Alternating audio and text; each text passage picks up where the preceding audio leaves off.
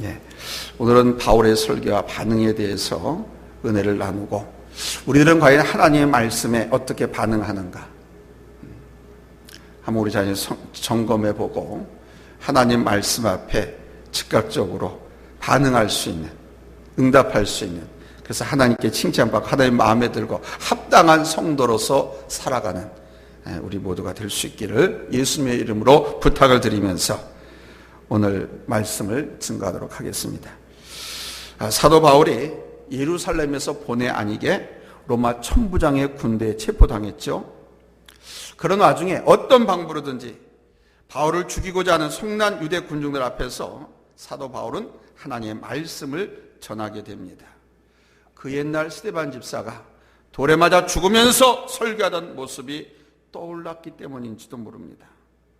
바울은 자신이 체험한 간증을 바탕으로 사실만을 전했습니다. 그렇기에 구체적인 시간과 장소가 나오고요, 자기가 경험한 구체적인 현상들과 구체적인 사람 이름들까지 다 제시되고 있습니다. 이런 간증적 설교는 명확한 사실에 근거를 두고 있기 때문에 이런 설교를 가리켜서 뭐라 그러냐면 고백적 설교라고 말합니다. 자신의 신앙 고백이 거기에 다 담겨 있습니다. 그래서 고백적 설교는 감동이 있고 힘과 생명이 있습니다. 그렇다고 해서 주여적인 매 시간마다 이 간증 설교는 할 수가 없어요. 인생 일대에 한 번 정도지 매일같이 할 수가 없습니다. 여러분 잊지 마십시오. 어쩌다가 오늘 사도 바울은 그냥 한 번 생각해 본 정도로서 말씀을 전하는 것이 아니라 자기의 삶과 인격과 체험과 경험이 담겨져 신앙 고백을 설교로 담아서 증거했습니다. 그래서 바울은 어디에 가나 그곳에 가서 자신의 체험적 고백을 탐대하게 말한 것을 볼 수가 있습니다. 먼저 첫 번째로 바울이 부여받은 사명이 무엇이었나 하는 것을 이 시간에 한번 점검해보고 넘어가고자 합니다. 지난 시간 다메섹 도상에서 부활하신 예수를 만난 체험을 이야기했습니다. 그리고 오늘 본문엔 그가 이방인의 사도로서 사명을 부여받은 체험에 대해서 말하고 있습니다. 그는 다메섹 도상으로 예수 믿는 사람들을 체포하러 가던 중에 다메섹 도상에서 하늘로부터 빛이 쫙 내리치면서 눈이 멀었습니다. 말에서 떨어졌습니다. 제대로 걸을 수도 없는 처참한 처지가 되어서 사람들 손에 이끌려서 다메섹으로 들어가게 되었습니다. 그 다메섹의 한 처소에서 머물며 기도하던 중에 하나님께서 아나니아라고 하는 사람을 보내는데 그 사람의 방문을 받고 그에게 안수를 받고 눈을 뜨게 되고 부름을 받게 됩니다. 오늘 보면 12절에서 16절에 그 내용이 나오고 있어요. 12절에부터 16절 우리 한번 같이 읽겠습니다. 찾았으면 아멘 합니다. 시작. 율법에 따라 경건한 사람으로 거기 사는 모든 유대인들에게 칭찬을 듣는 아나니아라 하는 이가 내게와 곁에 서서 말하되 형제 사오라 다시 보라 하거늘 즉시 그를 쳐다보았노라. 그가 또 이르되 우리 조상들의 하나님이 너를 택하여 너로 하여금 자기 뜻을 알게 하시며 그 의인을 보게 하시고 그 입에서 나오는 음성을 듣게 하셨으니 내가 그를 위하여 모든 사람 앞에서 내가 보고 들은 것에 증인이 되리라. 이제는 왜 주저하느냐? 일어나 주의 이름을 불러 세례를 받고 너의 죄를 씻으라 하더라. 오늘 함께 읽은 이 본문에는 사도 바울이 우리 예수님께 부름을 받는 그 부름 받는 소명의 특징이 나와 있습니다. 바울에게는 부름 받는 데 있어서 그 선택에 있어서 아무 고난도 없고 오직 그냥 하나님께서 강권적으로 이루십니다. 전적으로 우리 주님이 일방적으로 찾아오시고 일방적으로 눈을 멀게 하고 일방적으로 아나니아를 보냈고 그 아나니아가 일방적으로 바울에게 말씀했습니다. 성경 말씀 한번 가만히 보십시오. 주님께서 어찌해 나를 핍박하느냐 하시면서 사도 바울의 그 길을 딱 막아놓으시기, 심지어는 앞을 보지 못하는 장님으로 만들어 놓으신 다음에 다메섹으로 들어가라. 들어가면 내게 와서 이르는 사람이 있을 것이다. 그대로 따라라. 이렇게 말씀하신 거예요. 바울의 의사는 묻지도 않았습니다. 이렇게 강제적일 수가 없어요. 그야말로 강권적이었습니다. 그런데 이 강권적인 역사가 바울에게 은혜가 되고 바울에게 감사가 된 것입니다. 오늘 이 사건 이전에 사도 바울은 어떤 사람이었습니까? 그가 스스로 하나님의 영광을 위한다라고 행한 일들이 교회를 핍박하는 것이었고요, 스데반 집사 같은 의인을 죽이고 나아가 하나님께 원수처럼 행하는 일들을 기쁘게 자행했던 겁니다. 오늘 이렇게 예수님께서 강권적으로 붙들어 주지 않았다고 하면 사도 바울은 그대로 다메섹을 넘어가서 다메섹 지방에 예수 믿는 사람들을 다 잡아서 옥에 가들고 매질을 하고 교회를 박살냈을 겁니다. 자기 자신의 판단과 의지로 행한 과거의 모든 일들은 다 죄악밖에 없었어요. 그러니 앞으로도 하나님께서 강권적으로 붙잡아 주지 않으면 사도 바울은 올바로 행할 수 있는 사람이 못 되었습니다. 그래서 바울은 빌립보서 3장 12절에서 그 하나님의 강권적 역사에 대해서 이렇게 고백했습니다. 내가 이미 얻었다 함도 아니고 온전히 이뤘다 함도 아니라 오직 내가 그리스도 예수께 잡힌 바 된 그것을 잡으려고 달려가노라 그럽니다. 그러니까 예수님께 붙잡혀야 된 것이 감사해서 기꺼이라는 건 기쁘게 달려갔다는 겁니다. 어떤 집사님이 쓴 복종이라고 하는 시에 이런 내용이 있습니다. 남들은 자유를 사랑한다지만 나는 복종을 좋아합니다. 복종하고 싶은데 복종하는 것은 달콤한 자유보다도 더 달콤합니다. 이런 식구가 있습니다. 오늘 본문을 보면 하나님께서 사도 바울에게 사명에 대한 확신을 주기 위해서 몇 가지 배려하는 것을 볼 수가 있습니다. 첫째 14절에 보니까 자기 그 뜻을 알게 하시며 그랬습니다. 그러니까 하나님께서 바울에게 하나님의 뜻을 알게 하셨다는 겁니다. 이거 상당히 중요한 말씀입니다. 하나님의 그 뜻이 뭡니까? 하나님의 비밀, 하나님의 깊은 계획 뜻을 바울에게 알게 하셨다는 겁니다. 영감이죠, 계시죠. 그래서 사도 바울은 성경을 기록했습니다. 이 영감을 통해서 깊은 진리의 복음을 증거하기도 하고 또는 기록해서 남기기도 했습니다. 두 번째는 어떤 배려하시냐? 14절에 나옵니다. 저 의인을 보게 하시고 그랬습니다. 자, 저 의인, 그 의인이 누구냐? 사도행전 3장 13절 14절에 보니까 예수 그리스도를 가리키고 있습니다. 예수께서 십자가에 달려 돌아가셨습니다. 일반적인 사람들이 볼 때 예수가 십자가 달려 죽은 것은 저주를 받아 처참하게 비참하게 죽은 것입니다. 근데 하나님께서는 저 의인을 보게 하셨다는 겁니다. 바로 사도 바울로 그 십자가에 달려 돌아가신 예수님을 의인으로 보게 하셨다는 겁니다. 다시 말씀드리면 예수의 죽음을 보고 예수 그리스도가 하나님이 주신 세상의 의가 되심을 깨달았다는 겁니다. 이렇게 배려하셨다는 겁니다. 세 번째는 역시 14절입니다. 그 입에서 나오는 음성을 듣게 하셨으니 하나님께서 친히 하나님의 말씀을 들려주셨다는 겁니다. 사도 바울을 누가 선택했습니까? 하나님이 선택했습니다. 자기가 하나님을 선택한 게 아니라 하나님이 바울을 선택했습니다. 그리고는 이방인들에게 나가서 복음의 증인이 되게 하셨습니다.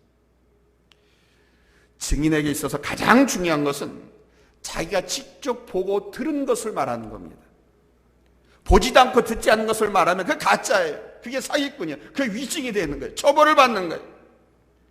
사도 바울은 이방 세계에 나가서, 즉 이스라엘 땅을 벗어난 다른 나라 이방 세계에 가서 예수는 그리스도다, 예수는 하나님의 아들이다, 예수는 부활했다라고 하는 걸 증거해야 하기 때문에 직접 하나님의 음성을 듣게 하셨다는 거예요. 분명하고 흔들림 없이 이 복음 전파의 삶을 감당하기 위해서 직접 들려주셨다는 겁니다. 14절 15절 보세요.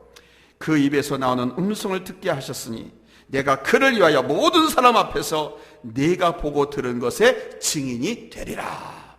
하나님께서 이 사도 바울에게 하신 말씀, 이 말씀이 바로 사도 바울이 이방인의 사도됨을 천명하는 것입니다. 또한 다메섹에서 예루살렘으로 돌아와서 기도하다가 21절에 보면 떠나가라, 내가 너를 멀리 이방인에게로 보내리라 하셨느니라 그러시잖아요. 그러니까 예수님으로부터 예루살렘에서 기도하다가 또 다시 한번 직접 다시 한번 사명을 확인하는 겁니다. 이방인의 사도로 사명 감당하는 거 이거 결코 순탄한 일이 아닙니다. 저도 오죽하면 옛날 총신대학 들어가가지고 거의 매일같이 체포를 해요. 그러면 선교사님들이 와서 막 설교도 하고 간증도 하고 선교 보고도 합니다. 그럴 때마다 제가 마음에 그래서 선교사로 좀 나가고 싶지 않아서 두려워가지고 언어도 뭐 통하지 않을 테고 뭐 두려워서 나가고 싶지 않아가지고 마음속으로 선교사들이 설교하고 할 적에는 안 들으려고 애를 썼어요. 들으면 감동이 와서 하나님 제가 가겠습니다 그럴 거 아니에요. 저 정말 솔직히 그랬어요. 왜? 너무 두려웠거든 선교사로 간다는 게. 정말 이방인의 선교사로 나간다는 것, 이거 순탄한 일이 아닙니다. 근데 하나님은 아나니에게 바울의 사명에 대해서 사도행전 9장 16절을 보니까 아나니에게 이렇게 말합니다. 바울에 대해서 얘기하는 거예요. 그가 내 이름을 위해서 얼마나 고난을 받아야 할 것을 내가 그에게 보이리라 하시니. 이렇게 힘든 사명의 길을 하나님 그냥 일방적으로 바울에게 부여하시면서 그가 이 일을 위해서 이방인의 사도로 내가 택한 그릇이다 라고 이렇게 말씀하고 있는 거예요. 다시 말하면 사도 바울이 지금 이 시대에 이 땅에 태어난 것은 하나님의 큰 경륜 속에서 이 사명이 있기 때문이라는 겁니다. 우리는 이 사실을 잊지 말아야 돼요. 우리가 볼 때는 힘들고 고달픈 길이지만 바울에겐 그것이 사명의 길이고요, 행복한 길인 것입니다. 사명자는요, 사명의 길을 가면요, 굶어도 감사하고요, 매를 맞아도 감사하고요, 그렇습니다. 오늘도 이 말씀을 준비하면서 오해를 받고 욕을 먹고 미움을 받고 막 그래도 이 말씀을 준비하다 보니까 또 위로가 돼요. 제가 한때는 그랬잖아요. 왜 자식 놈들한테 너희들은 절대 죽어도 목회자 하지 말라고. 아니 갖고 더럽고 치사하고 매식하게 이게 목회자의 길이니까 절대로 하지 말라고. 쌍술도 막 집사람하고 저하고 둘이서 막 말렸다고 그러잖아요.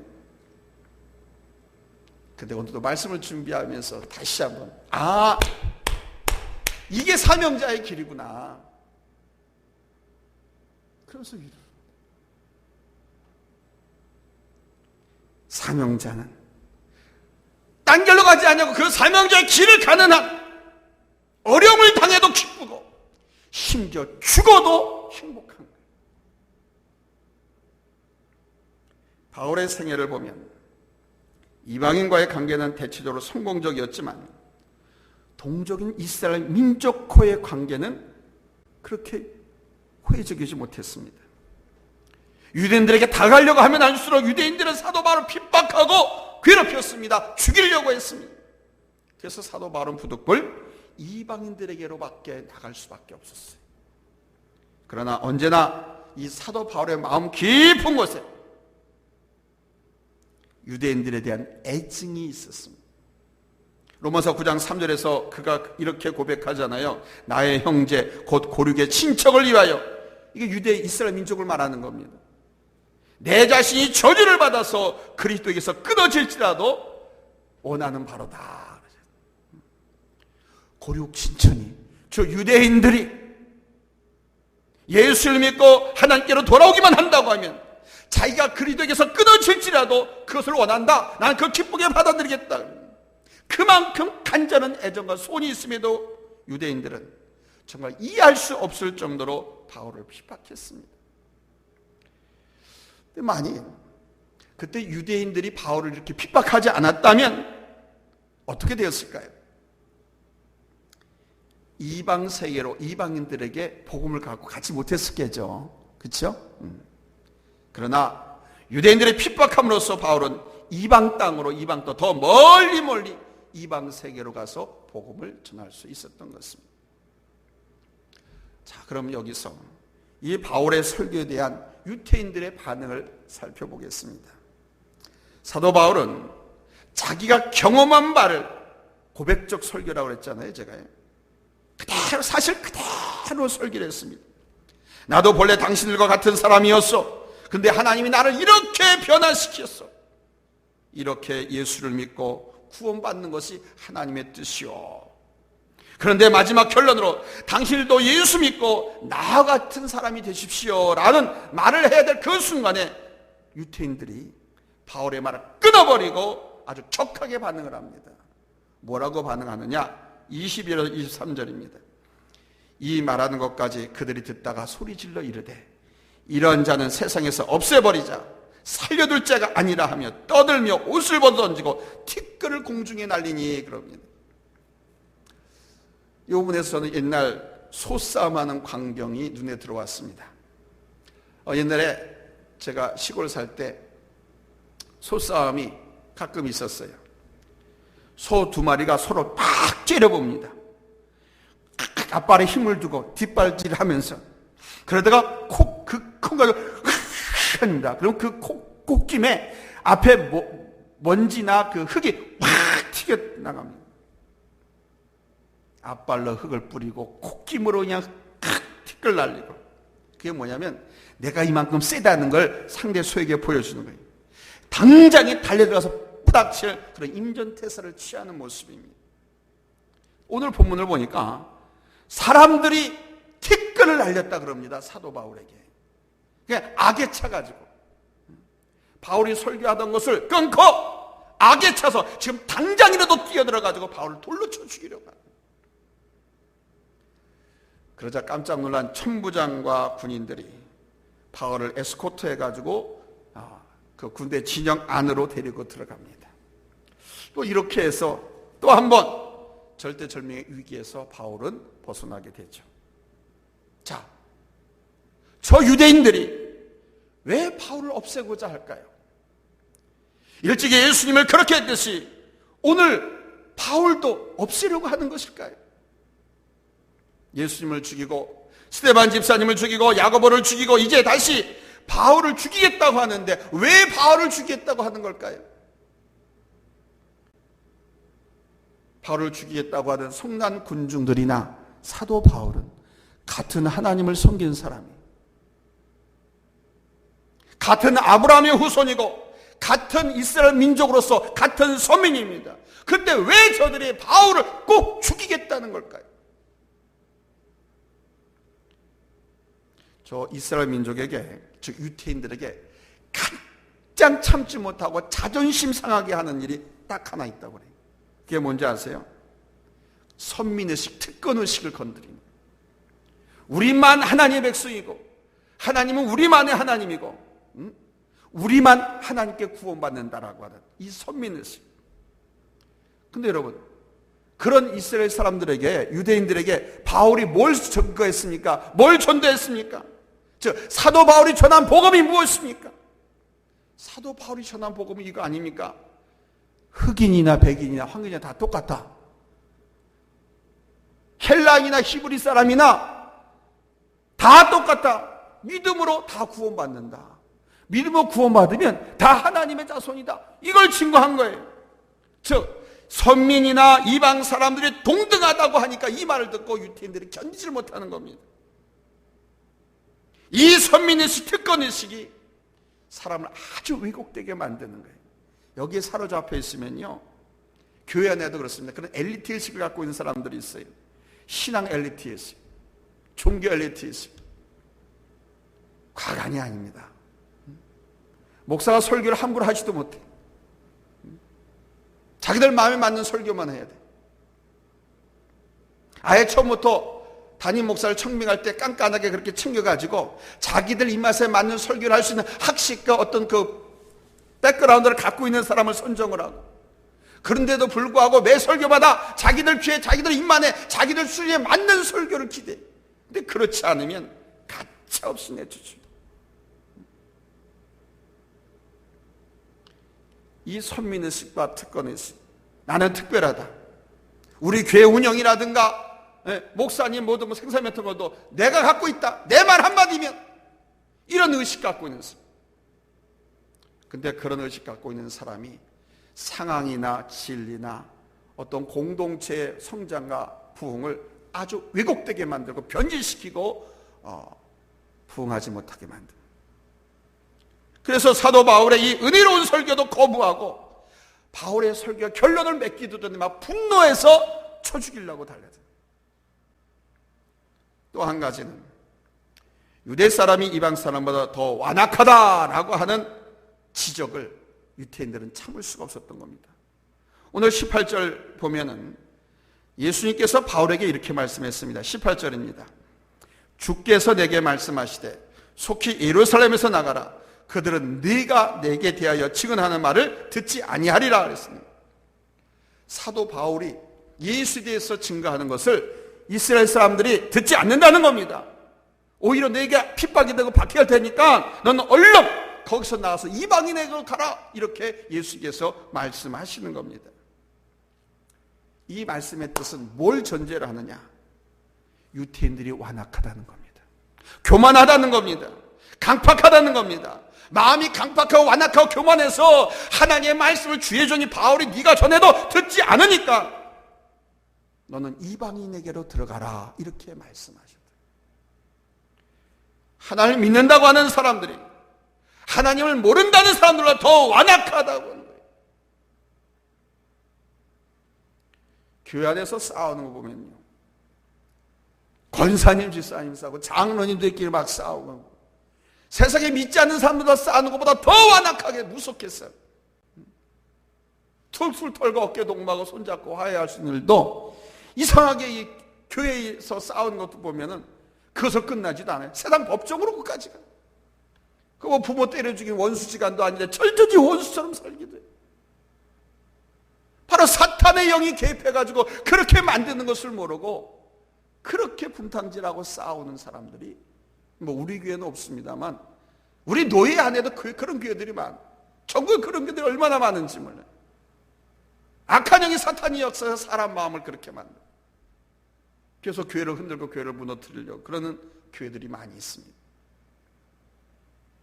하나님을 믿는 사람들은 하나님이 어떤 분이신지 알기 때문에 완악하면 안 돼요. 교만하면 안 돼요. 거만하면 안 돼요. 선민이 이방 사람보다 더 악하다는 게 말이 됩니까? 예수 믿는 사람들이 예수 믿지 않는 사람보다 더 치졸하고 더 배신자라고 더 간사하고 사기다 거짓말하고 그런다면 그게 말이 되냐 이거예요. 바로 그 지적을 사도 바울이 한 거예요. 설교를 통해서. 설교를 한 거예요. 하나님 말씀을 증거해요. 주님께서 하신 말씀을 그대로 증거한 거예요. 근데 그거를 이 유태인들이 못 받아들인 겁니다.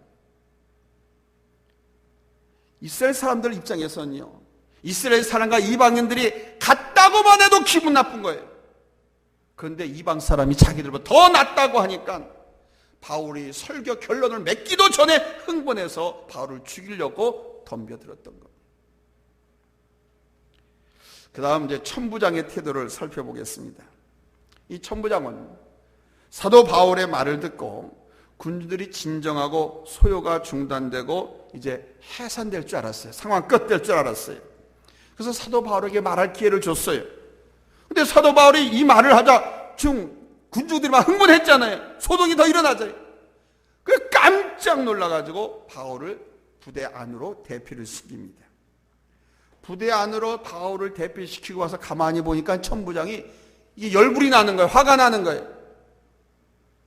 아니 바울이 말로서 군중을 잘 다독거려가지고 진정시키고 소요 상황 끝 뭐 이렇게 되기를 원했는데 바울이 말하는 것을 보고 군중이 더 흥분했잖아요.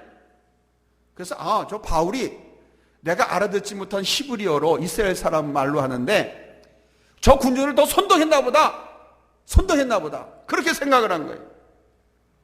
그래서 이런 일들에 대한 자초지종을 밝히려는 목적으로 바울에게 채찍질을 가하기 위해서 그 군인들에게 형틀을 마련하라고 하고 형틀에다가 붙들어 매라고 합니다. 바울에게 물어서 말로 할 수도 충분히 할 수 있는데 바울을 먼저 때리려고 한 거예요.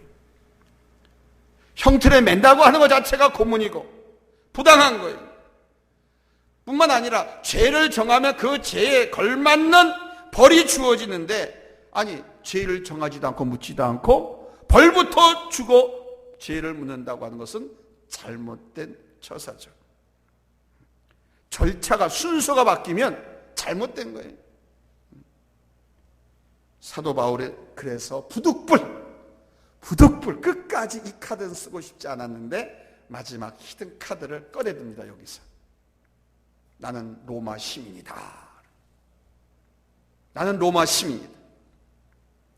로마 시민권, 이거 대단히 중요한 겁니다. 당시에는요, 로마 시민권만 갖고 있으면 아무 일도 하지 않고 먹고 살 수 있었다고 그래요.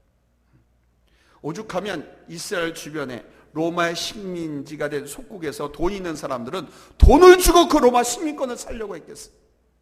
그렇게 많이 샀습니다.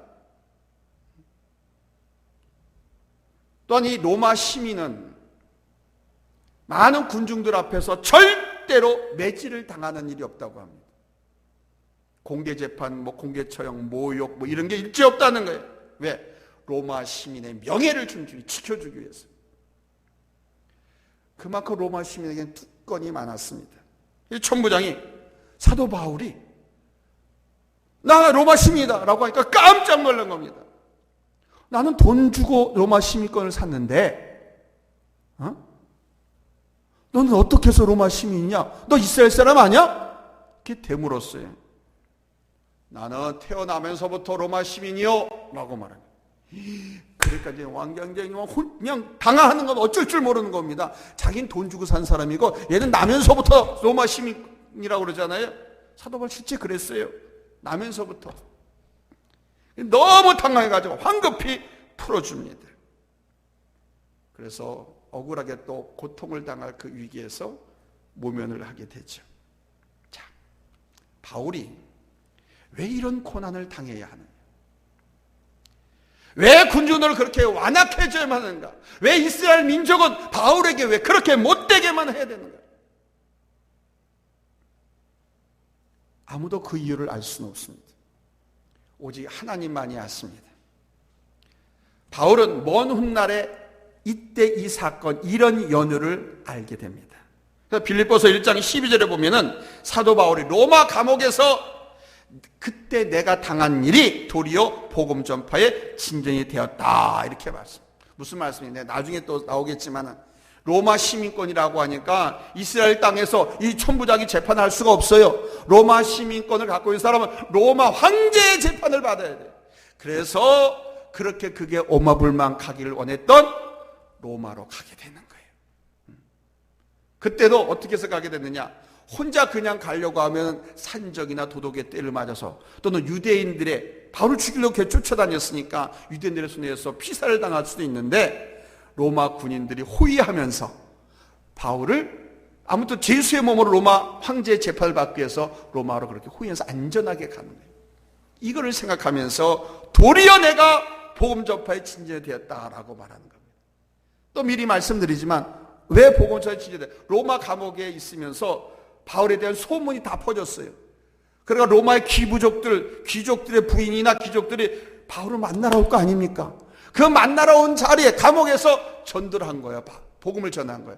그래서 귀족들 사회로 먼저 복음이 들어간 거야, 로마 사회. 그래서 오히려 기뻐하고 감사했다라고. 사랑하는 성도 여러분, 때로는 우리가 억울하게 고생을 합니다.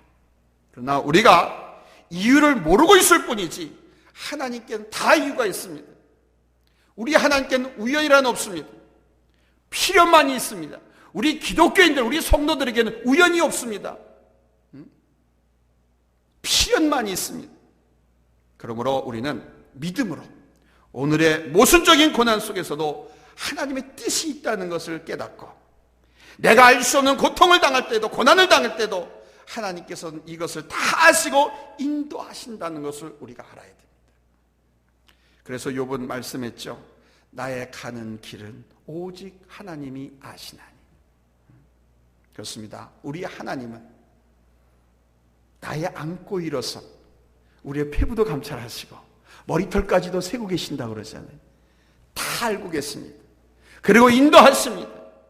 여러분 이것을 믿으시고 합력하여 선을 이루게 될 그 앞날의 약속을 믿고 오늘의 이 고통을, 이 어려움을 아무도 알아주지 않는 어떤 사역의 힘듦과 고통도 신앙생활에, 인생의 삶에 그것도 겸손하게 믿음으로 잘 참아 이기고 나가시는 우리 성도님 되시길 예수님 이름으로 축복합니다. 훗날에는 우리가 감사하고 하나님 앞에 찬송할 수 있도록 다 바꿔주십니다. 나의 생각과 가치관도 바꿔주시고 나의 삶의 환경도 바꿔주시고, 아멘.